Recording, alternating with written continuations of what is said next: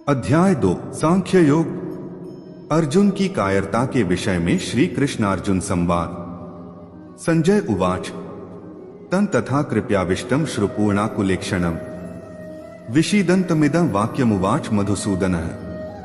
भावार्थ, संजय बोले, उस प्रकार करुणा से व्याप्त और आंसुओं से पूर्ण तथा व्याकुल नेत्रों वाले शोकयुक्त उस अर्जुन के प्रति भगवान मधुसूदन ने यह वचन कहा।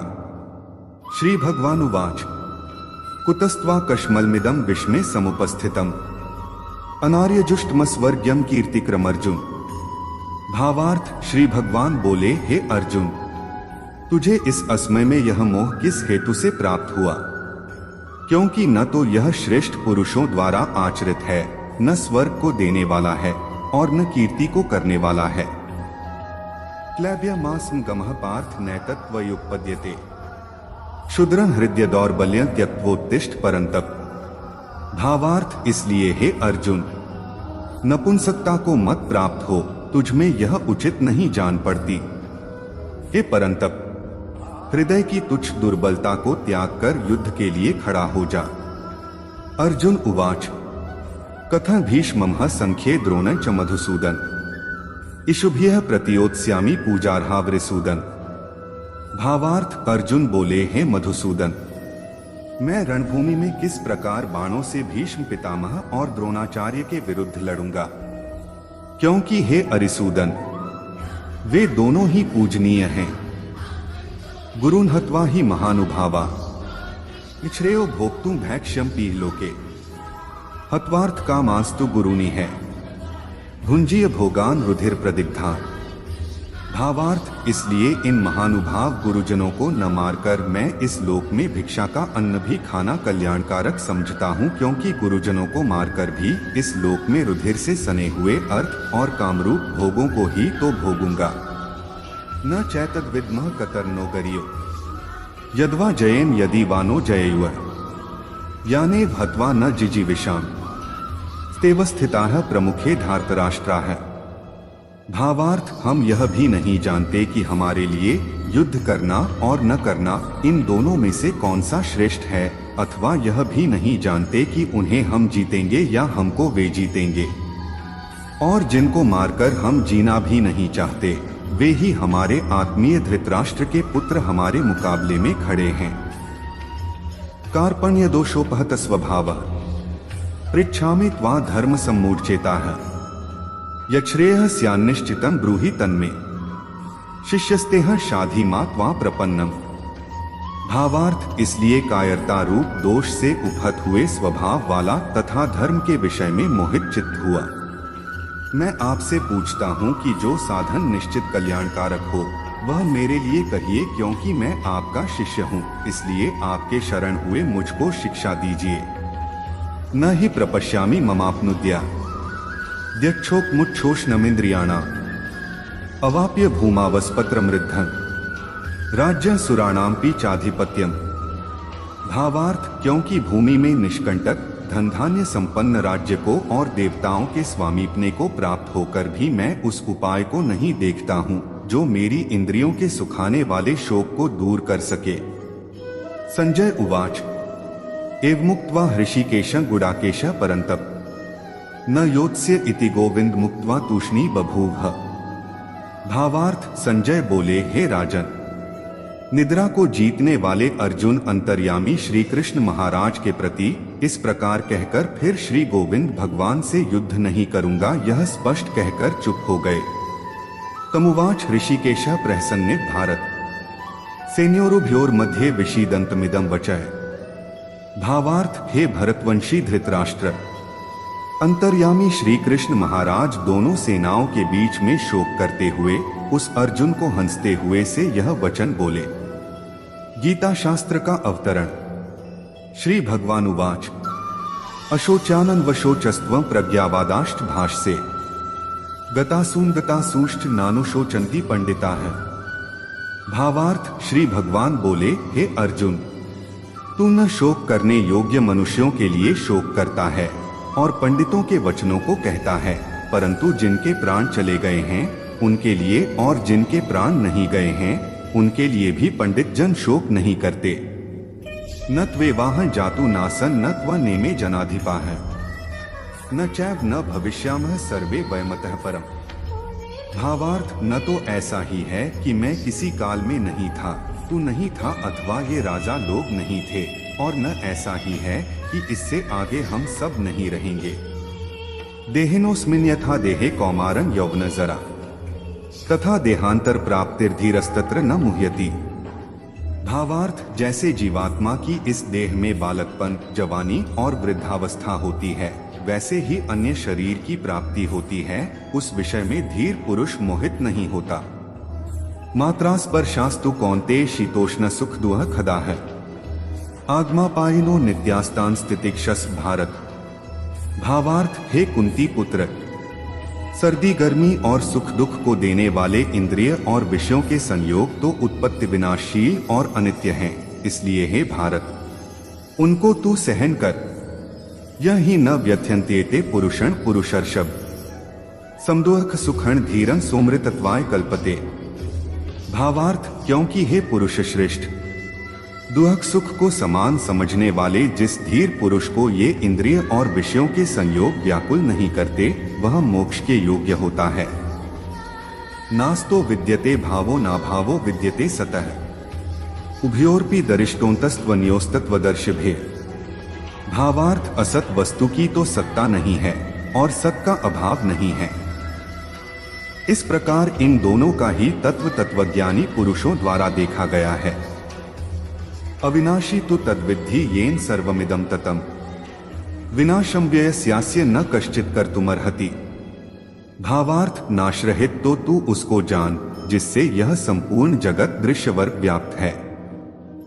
इस अविनाशी का विनाश करने में कोई भी समर्थ नहीं है। अंतवंत इमे देहा नित्यस्योक्ता है शरीरिणः अनाशिनो प्रमेयस्य तस्माद्युध्यस्व भारत। भावार्थ, इस नाशरहित अप्रमेय नित्य स्वरूप जीवात्मा के ये सब शरीर नाशवान कहे गए हैं, इसलिए हे भरतवंशी अर्जुन, तू युद्ध कर।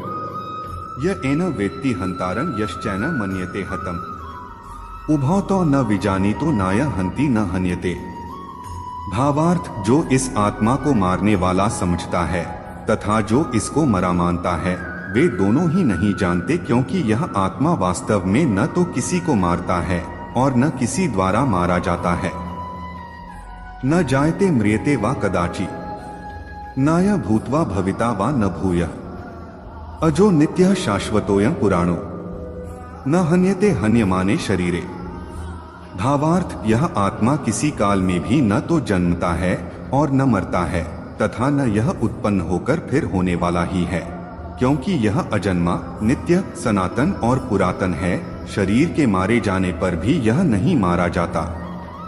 वेदाविनाशिन नित्यं य एनम् व्ययम् कथं स पुरुषः पार्थ कं घात्यति हन्ति कम्। भावार्थ, हे पृथापुत्र अर्जुन, जो पुरुष इस आत्मा को नाशरहित, नित्य, अजन्मा और अव्यय जानता है, वह पुरुष कैसे किसको मरवाता है और कैसे किसको मारता है। वासांसि जीर्णानि यथा विहाय नवानि गृह्णाति नरो प्राणी तथा शरीराणि विहाय जीर्णा न्यन्यानि संयाति नवानि देहि। भावार्थ, जैसे मनुष्य पुराने वस्त्रों को त्याग कर दूसरे नए वस्त्रों को ग्रहण करता है, वैसे ही जीवात्मा पुराने शरीरों को त्याग कर दूसरे नए शरीरों को प्राप्त होता है। नैन छिन्दन्ति शस्त्राणि नैन दहति पावकः न चैन क्लेद्यन्त्यापो न शोष्यति मारुतः। भावार्थ, इस आत्मा को शस्त्र नहीं काट सकते, इसको आग नहीं जला सकती, इसको जल नहीं गला सकता और वायु नहीं सुखा सकता। अच्छेद्योयम दाह्योयम क्लेद्यो शोष्य एव च नित्यः सर्वगतः स्थानोर्चलोयं सनातनः। भावार्थ, क्योंकि यह आत्मा अच्छेद्य है, यह आत्मा अदाह्य, अक्लेद्य और निःसंदेह अशोष्य है, तथा यह आत्मा नित्य, सर्वव्यापी, अचल, स्थिर रहने वाला और सनातन है।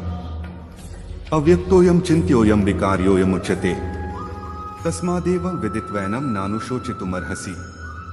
भावार्थ, यह आत्मा अव्यक्त है, यह आत्मा अचिंत्य है और यह आत्मा विकार रहित कहा जाता है। इससे हे अर्जुन, इस आत्मा को उपर्युक्त प्रकार से जानकर तू शोक करने के योग्य नहीं है, अर्थात तुझे शोक करना उचित नहीं है। अथ चैन नित्य जातम नित्य वा मन्यसे मृतम तथापि त्वा महाबाहो नैवं शोचितुमर्हसि। भावार्थ, किंतु यदि तू इस आत्मा को सदा जन्मने वाला तथा सदा मरने वाला मानते हो तो भी है महाबाहो, तू इस प्रकार शोक करने योग्य नहीं है। जातस्थे ध्रुवो मृत्युर्ध्रुवं जन्म मृतस्य च तस्मात् परिहार्यर्थे न त्वं शोचितुमर्हसि। भावार्थ, क्योंकि इस मान्यता के अनुसार जन्मे हुए की मृत्यु निश्चित है और मरे हुए का जन्म निश्चित है, इससे भी इस बिना उपाय वाले विषय में तू शोक करने योग्य नहीं है। अव्यक्तादीनि भूतानि व्यक्त मध्यानि भारत अव्यक्त निधनान्येव तत्र का परिदेवना।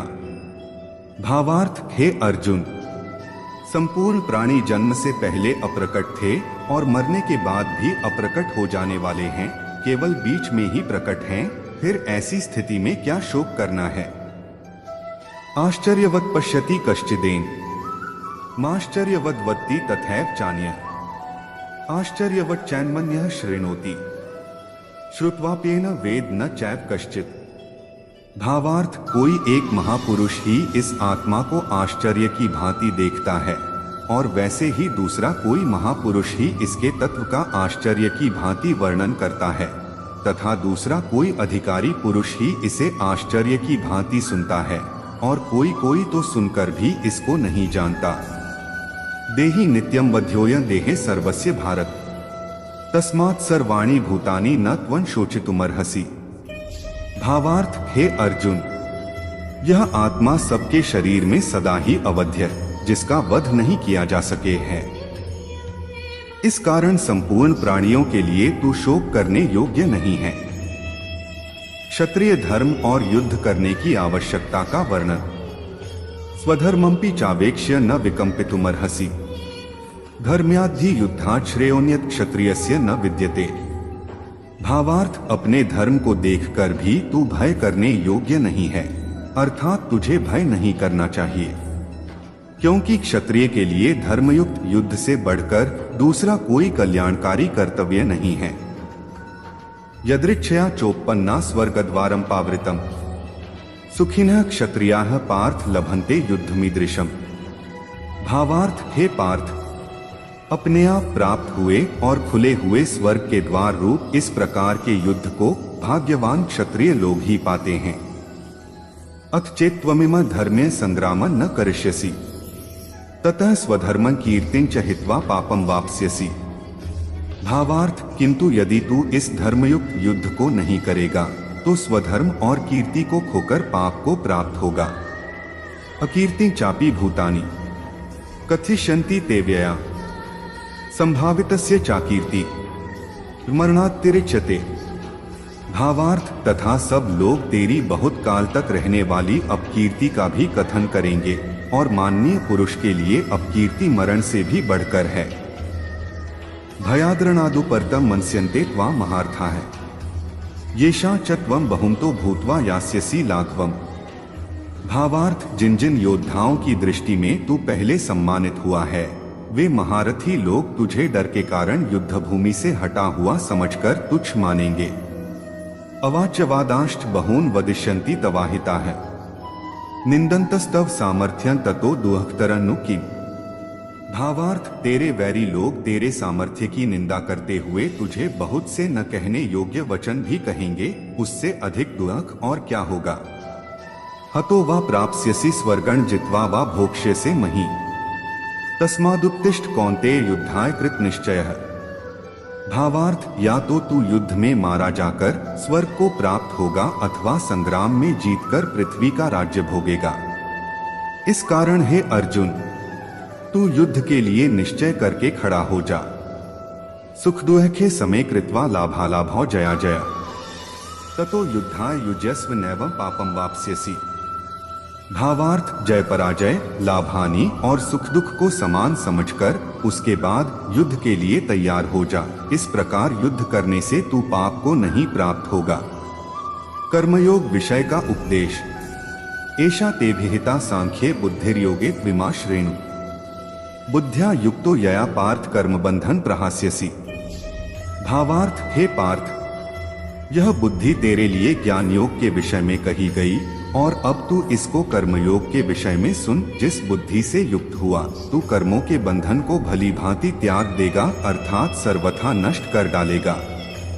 यनेहाभिक्रम नाशोस्ति प्रत्यवातो न विद्यते स्वल्पमप्यस्य धर्मस्य त्रायते महतो भयात्। भावार्थ, इस कर्मयोग में आरंभ का अर्थात बीज का नाश नहीं है और उल्टा फल रूप दोष भी नहीं है, बल्कि इस कर्मयोग रूप धर्म का थोड़ा सा भी साधन जन्म मृत्यु रूप महान भय से रक्षा कर लेता है। व्यवसायात्मिका बुद्धिरेके कुरुनंदन बहुशाका ह्यनंताष्ट बुद्धयो व्यवसायिना। भावार्थ, हे अर्जुन, इस कर्मयोग में निश्चयात्मिका बुद्धि एक ही होती है, किंतु अस्थिर विचार वाले विवेकहीन सकाम मनुष्यों की बुद्धियां निश्चय ही बहुत भेदों वाली और अनंत होती हैं। यामिमा पुष्पिता वाचन प्रवदन्त्य विपश्चितः वेदवादर्ताः पार्थ नान्यदस्तीति वादिनः कामात्मानः स्वर्गप्रा जन्म कर्म फलप्रदा क्रियाविश्लेष बहुला भोगैश्वर्यक्ति प्रति भोगैश्वर्य प्रसक्ताना तयापहृच्चेत्सा। व्यवसायात्मिका बुद्धिः समाधौ न विधीयते। भावार्थ, हे अर्जुन, जो भोगों में तन्मय हो रहे हैं, जो कर्मफल के प्रशंसक वेदवाक्यों में ही प्रीति रखते हैं, जिनकी बुद्धि में स्वर्ग ही परम प्राप्य वस्तु है और जो स्वर्ग से बढ़कर दूसरी कोई वस्तु ही नहीं है, ऐसा कहने वाले हैं, वे अविवेकी जन इस प्रकार की जिस पुष्पित अर्थात दिखाऊ शोभायुक्त वाणी को कहा करते हैं, जो कि जन्मरूप कर्मफल देने वाली एवं भोग तथा ऐश्वर्य की प्राप्ति के लिए नाना प्रकार की बहुत सी क्रियाओं का वर्णन करने वाली है। उस वाणी द्वारा जिनका चित्त हर लिया गया है, जो भोग और ऐश्वर्य में अत्यंत आसक्त हैं, उन पुरुषों की परमात्मा में निश्चयात्मिका बुद्धि नहीं होती। त्रैगुण्य विषया वेदा निस्त्रैगुण्यो भवार्जुन निर्द्वंद्वो नित्य सत्वस्थो निर्योगक्षेम आत्मवान। भावार्थ, हे अर्जुन, वेद उपर्युक्त प्रकार से तीनों गुणों के कार्य रूप समस्त भोगों एवं उनके साधनों का प्रतिपादन करने वाले हैं, इसलिए तू उन भोगों एवं उनके साधनों में आसक्तिहीन हर्ष शोकादि द्वंद्वों से रहित नित्य वस्तु परमात्मा में स्थित योग अप्राप्त की प्राप्ति का नाम योग है, क्षेम प्राप्त वस्तु की रक्षा का नाम क्षेम है, को न चाहने वाला और स्वाधीन अंतःकरण वाला हो। यावानर्थ उत्पाने सर्वतः संप्लुतोत्के तावान सर्वेषु वेदेषु ब्राह्मणस्य विजानतः। भावार्थ, सब ओर से परिपूर्ण जलाशय के प्राप्त हो जाने पर छोटे जलाशय में मनुष्य का जितना प्रयोजन रहता है, ब्रह्मा को तत्व से जानने वाले ब्राह्मण का समस्त वेदों में उतना ही प्रयोजन रह जाता है। कर्मणेवाधिकारस्ते मां फलेषु कदाचन मां कर्मफल हेतुर्भुर्मा ते संगोस्त्व कर्मणि। भावार्थ, तेरा कर्म करने में ही अधिकार है, उसके फलों में कभी नहीं, इसलिए तू कर्मों के फल हेतु मत हो तथा तेरी कर्म न करने में भी आसक्ति न हो। योगस्थः कुरु कर्माणि संग त्यक्त्वा धनंजय सिद्धय सिद्धयोः समो भूत्वा समत्व योग उच्यते। भावार्थ, हे धनंजय, तू आसक्ति को त्याग कर तथा सिद्धि और असिद्धि में समान बुद्धि वाला होकर योग में स्थित हुआ कर्तव्य कर्मों को कर। समत्व, जो कुछ भी कर्म किया जाए उसके पूर्ण होने और न होने में तथा उसके फल में संभाव रहने का नाम समत्व है कि योग कहलाता है। दूरेण ह्यवरं कर्म बुद्धि योगात् धनंजय बुद्धो शरण मन्विच्छ कृपणाः फलहेतवः। भावार्थ, इस समत्व रूप बुद्धि योग से सकाम कर्म अत्यंत ही निम्न श्रेणी का है, इसलिए हे धनंजय, तू समबुद्धि में ही रक्षा का उपाय ढूंढ अर्थात बुद्धि योग का ही आश्रय ग्रहण कर, क्योंकि फल के हेतु बनने वाले अत्यंत दीन हैं। बुद्धियुक्तो जहातीह उभे सुकृत दुष्कृते तस्माद्योगा युज्यस्व योगः कर्मसु कौशलम। भावार्थ, संबुद्धियुक्त पुरुष पुण्य और पाप दोनों को इसी लोक में त्याग देता है अर्थात उनसे मुक्त हो जाता है। इससे तू समत्व रूप योग में लग जा। यह समत्व रूप योग ही कर्मों में कुशलता है अर्थात कर्मबंध से छूटने का उपाय है। कर्मजं बुद्धियुक्ता ही फलं त्यक्त्वा मनीषिणः जन्मबंध विनिर्मुक्ताः पदं गच्छन्त्यनामयम्। भावार्थ, क्योंकि संबुद्धि से युक्त ज्ञानी जन कर्मों से उत्पन्न होने वाले फल को त्याग कर जन्मरूप बंधन से मुक्त हो निर्विकार परम पद को प्राप्त हो जाते हैं। यदा ते मोहकलिलं बुद्धिर्व्यतितृष्यति तदा गंतासि निर्वेदन श्रोतव्यस्य श्रुतस्य च। भावार्थ, जिस काल में तेरी बुद्धि मोहरूपी दलदल को भली भांति पार कर जाएगी, उस समय तू सुने हुए और सुनने में आने वाले इस लोक और परलोक संबंधी सभी भोगों से वैराग्य को प्राप्त हो जाएगा। श्रुतिविप्रतिपन्ना ते यदा स्थास्यति निश्चला समाधावचला बुद्धिस्तदा योगम वाप्स्यसि। भावार्थ, वैदिक ज्ञान के वचनों को सुनने से विचलित हुई तेरी बुद्धि जब एकनिष्ठ और स्थिर हो जाएगी, तब तू आत्म साक्षात्कार करके उस दिव्य चेतना रूप परमात्मा को प्राप्त हो जाएगा। अर्जुन उवाच स्थितप्रज्ञस्य का भाषा समाधिस्थस्य केशव स्थितधियः की प्रभाषेत किमासीत व्रजेत की। भावार्थ, अर्जुन बोले, हे केशव, समाधि में स्थित परमात्मा को प्राप्त हुए स्थिर बुद्धि पुरुष का क्या लक्षण है? वह स्थिर बुद्धि पुरुष कैसे बोलता है, कैसे बैठता है और कैसे चलता है? श्री भगवान उवाच प्रजहाति यदा कामान सर्वान् पार्थ मनोक्तान् आत्मैवात्मना तुष्टः स्थितप्रज्ञस्तदोच्यते।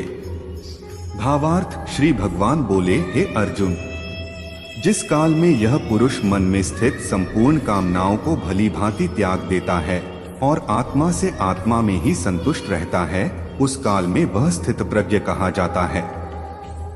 दुःखेष्वनुद्विग्नं नाह सुखेषु वित्तस्पृहः वीतराग भय क्रोधः स्थितधीर मुनिरुच्यते।